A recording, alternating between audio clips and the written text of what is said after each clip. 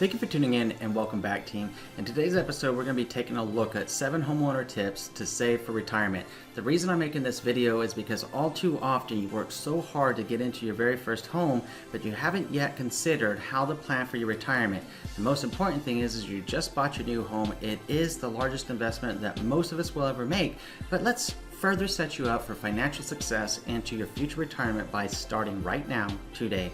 My name is Andrew Finney, your real estate geek. If you need help finding a top agent where you live, or if you simply want to drop me a line to say hello, my contact info is below. If you haven't already done so, please go ahead and subscribe to this channel now and like this video. For reference, I upload 6 days a week. Be sure to tap the bell icon and get notified on the very next one. Thank you. Okay, team, so let's talk about this. I know that right now, if you're probably in your 20s, whether you're in your early 20s, mid 20s, what have you, you might be making less than like $30,000 or even $20,000 a year. And you're probably wondering, Andrew, how the heck am I going to pay off my student loan balance, save money, and be able to pay my mortgage and everything else all at one time? Look, I get it. We've all been there. We really have. Look, at the time of recording of this video, I'm actually 37. If you guys have ever wondered how old I am, I'm 37, okay? So at 37, whenever I was 17, I enlisted into the United States Marine Corps, and I went to basic training at 18, and then I was a Marine for quite a bit of time. So that being said, whenever I first went in, look, my active duty paycheck when I first entered the Marine Corps was a whopping $240 every 2 weeks. That's right, $480 a month for multiplied by 12 is what? Less than $6,000 in the first year of being active duty, right? And you know what? That was okay. I still had a roof overhead. I had food in my tummy. And that's also because I was putting money into what's called the Montgomery GI Bill, called Chapter 33 now. Montgomery GI Bill, different program, works a little bit different. But this isn't like a recruiting commercial for the military, but this is sharing my personal story with you. And then I had also invested $100 a month into treasury notes and bonds, and another $100 a month into my real estate stock portfolio, my stock portfolio at the time when I was 18. So, you know, I had money going other places for my future retirement, right? Still working on that, by the way. But that being said, I earned a whopping $6,000 as far as what would actually hit my bank account. So in reality, maybe $10,000 or $11,000, right? Now, if you're not in the military, obviously you're not guaranteed a roof over your head or food in the belly. So you really got to think about this, and you got to structure out your finances accordingly. Now, the first thing that you want to do is actually take stock of your financial life. Whenever you're taking stock of your financial situation, you need to look at your cost of living compared to your take-home pay, and what you can do to widen the spread of money, right? Do you need to spend less? Do you need to earn more? More than likely, you probably need to do a little bit of both. You need to continue progressing your career so you can earn more money, and you need to be more cognizant of where your money goes, because when we're young and we get earning all this money, you're like, I work hard, I play hard, and you're not really thinking on the long-term picture of financial health and financial solvency and financial freedom. Let me tell you something right now, especially if you're young in life, or it doesn't matter where you are in life. Let me tell you this. The one thing that I look at money at, just a person, just Andrew Finney, right? Not real estate, anything, just as Andrew Finney. The one thing that money means to me is freedom. I want you to think about that. It's freedom. I look at money to buy time. Some people look at money to buy power. Some people look at money to buy nice things. I look at money to buy time. How does that work? Well, for every month of money that I have saved up, or every year that of money I have saved up or invested smartly so that it's returning and it covers my month-to-month living expenses, what happens? I don't have to work. And if I don't have to work, what does that give me the opportunity to do? Pursue the things that I love and enjoy doing, also known as freedom. So I want you to think about that. If you can adopt that mindset in whatever way it makes sense for you, please do so. Put it into your perspective. Put it into how it impacts you. But gear your mindset towards what's most important to you. Go ahead and think about your life, as hard as it might be, whenever you're going to be 60, 70 years old, and make sure that you're envisioning a great life, and then reverse engineer it of what steps you can take today, because even $25 a month saved, if that's where you're at right now, is just $25 a month, it's okay. Over the course of time, when we're talking about 40, 50 years, if you're making solid investments into IRAs or 401ks or what have you, it adds up, and it's going to be there for you whenever you need it. And of course, when you get to the position to add more, then that's what you do. Now let's talk about point number 2, which is building an emergency savings. You should always begin immediately investing. Obviously, you should be investing for your retirement immediately, but you also need to keep at least 1 month's worth of expenses in your savings account. Now, ideally, as a homeowner, you will grow your savings account to cover 3 months, then 6 months, then 12 months, what have you, right? So that you can make sure that you can hedge for the market, whether it's a good market, bad market, whatever, and cycles of job and cycles of life, and have that money ready to go. Build an emergency savings account. It starts today. Okay. The third is to assess your debt situation. If you have student loan debts, then we need to start assessing your debt situation. You probably have credit cards. And look, I know credit cards are very tempting. Look, I had that credit card monkey on my back once upon a time. Oh, the banks lending all kinds of money. You're like, credit card. Oh, I can just buy this. I can buy this. I can buy this. And then you're like, oh crap, I guess I got to repay this money, hence credit, right? What's not cool about a credit card is once you get to a certain point of debt in relation to your income, it can be very, very, very difficult to pay off, and it could take you years and years and years. And then what happens is you start rinsing and repeating the cycle of always using credit cards, as opposed to being more disciplined with your financials and more disciplined in your approach to looking at debt.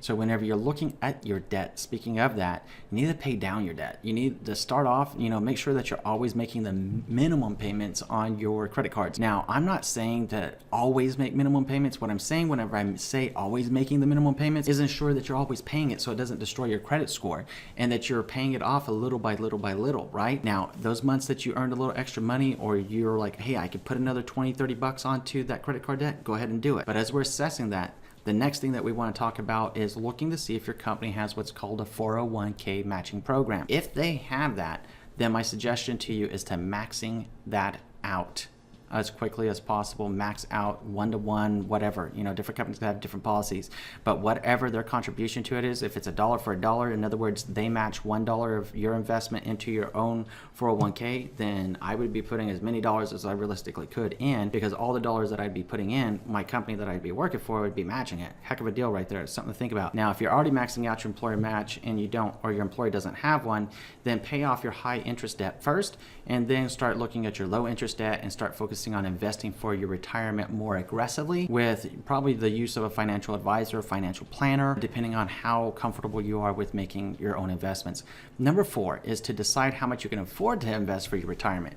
Now, that's critical. It goes back to a moment ago when I was sharing with you, even if it's just $25 a month, it adds up over time. So based upon your current income, your cost of living, your financial obligations like your debt, what you want to do is you want to calculate how much you can afford to invest in for retirement right now. Don't delay on this. Act today. I'm dead serious. Get it done, okay? Even if you don't have much to start out with, just start. Because by getting into the habit of starting whenever you do have more that you can apply into your retirement account, you're already going to be used to it. And as you become used to it, a beautiful thing is going to happen. You know what? What I want you to imagine is 5 years, 10 years into the future, you've been doing this and you've been doing this, and your nose has been in the grindstone, you've been growing your career, you've been advancing in your profession, you've been doing this cycle of paying down debts, you've been doing this cycle of investing your money. 5 to 10 years in the future, you're going to be like, you know what? Your head's going to pop up all of a sudden, and you're going to take a look back and you're going to wonder, oh, where did my 20s go? Oh my God, it was a lot of fun, but it was a rush, and I don't know where the last decade has gone. Trust me, about the time, if you're about 32, 33 right now watching this video, you know exactly what I'm talking about. And if you're 29 getting ready to turn 30, you're probably wondering where the heck did the last 10 years go to, right? Tell me I'm lying. Tell me that you ain't feeling that way, because I'm pretty sure that you are. It's only natural. I think we all feel that. At 37, I'm wondering where the heck did the last 27 years of my life go? It's like, wow, it's just been fast. It's just amazing. But the point being here is that you're gonna pop up and you're gonna be like, you know what? I have been working so hard. Oh my God, I have paid off all my student loan debts. I've paid off all my credit cards. Don't really use them that much anymore. I use them just for the purpose of having credit, and that's about it. And then you're going to get this, you're going to look at your financial statement that you've been getting mailed or emailed about for the last 5-10 years. You're going to take a look at your retirement account and you're going to go, holy crap, I have saved up $50, $100, $150, $200,000 into my retirement account. OMG, right? Boy, was I happy I started when I was 17, 18 years old. That's what you're going to be thinking by starting today. Just imagine it. It can be you. So the 5th thing is to actually talk to your HR department to understand how your company's policy match might work, your match policy from your company. Maybe it works that way. If you're a full-time employee with access to employer-sponsored retirement plans, ask your HR rep how it works, to figure out what you need to do to get your account set up, and I can do that, do that right away.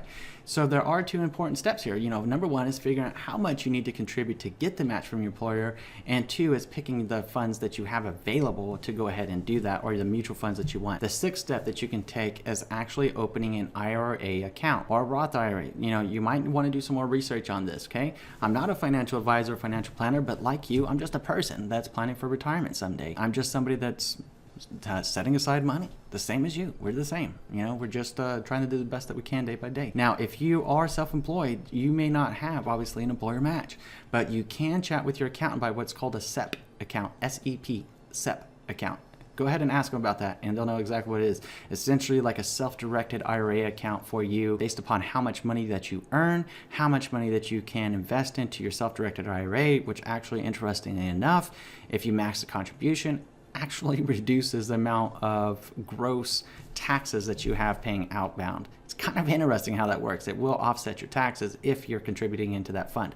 So number 7 is to reach out to a professional when necessary. When you're ready, which should be today, right? You might want to come into contact with a financial advisor or financial planner. I'm going to put a link in the show more description below to a place called napfa.org, NAPFA.org. Go ahead and click on them and get going on your retirement plan. As a homeowner, or even if you don't own a home yet, go ahead and start this plan today, okay? Now what I'd like you to do is tell me what was most impactful to you from today's episode, and also share any of your other savvy retirement savings accounts or savings plans, budgeting plans, whatever plans, in the comment section below so we can continue to learn and grow as a team together, okay? Now I'm going to go ahead and pop up my contact information. If you have any questions or if you just want to drop a line to say hello, please let me know. Always love to hear from you. Now, if you haven't already done so, I'm going to ask you to do 3 things. Number 1, please subscribe to this channel. Number 2, please like this video. Number 3, please share this video around with someone you know is going to be able to help, because just like you, I'm sure you could think of just one other person that could really benefit from this episode of knowledge today. Please share it with them. Thank you. And between now and next time, I'm wishing you and yours a lifetime full of love, wealth, abundance, and happiness. Thank you for watching today, team. See you again soon, and enjoy an amazing day.